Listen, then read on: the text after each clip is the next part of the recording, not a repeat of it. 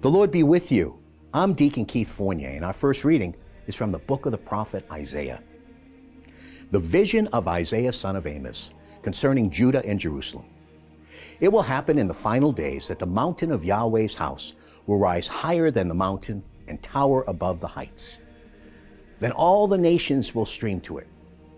Many peoples will come to it and say, "Come, let us go up to the mountain of Yahweh, to the house of the God of Jacob, that he may teach us his ways, so that we may walk in his paths. For the law will issue from Zion, and the word of Yahweh from Jerusalem.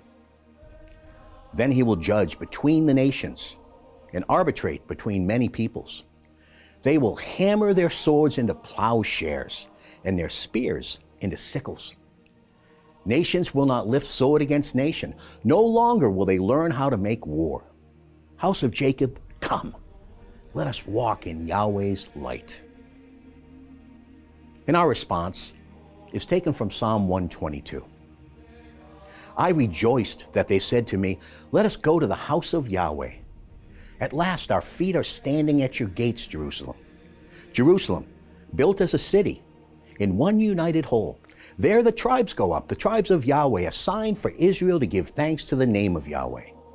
For there are set the thrones of judgment, the thrones of the house of David. Pray for the peace of Jerusalem, prosperity for your homes, peace within your walls, prosperity in your palaces. For love of my brothers and my friends, I will say, peace upon you. For love of the house of Yahweh our God, I will pray for your well-being." In our second reading is taken from the letter of the Apostle Paul to the Romans. "Besides, you know the time has come. The moment is here for you to stop sleeping and wake up, because by now our salvation is nearer than when we first began to believe. The night is nearly over. Daylight is on the way. So let us throw off everything that belongs to the darkness and equip ourselves for the light. Let us live decently as in the light of day, with no orgies or drunkenness, no promiscuity or licentiousness, and no wrangling or jealousy. Let your armor be the Lord Jesus Christ, and stop worrying about how your disordered natural inclinations may be fulfilled." A reading from the Holy Gospel according to St. Matthew. Jesus said, "As it was in Noah's day, so will it be when the Son of Man comes. For in those days before the flood, people were eating, drinking, taking wives, taking husbands, right up to the day Noah went into the ark, and they suspected nothing till the flood came and swept them all away. This is what it will be like when the Son of Man comes. Then of 2 men in the fields, one is taken, one left. Of 2 women grinding at the mill, one is taken, one left.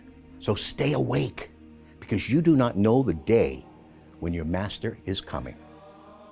You may be quite sure of this, that if the householder had known at what time of the night the burglar would come, he would have stayed awake and would not have allowed anyone to break through the wall of his house.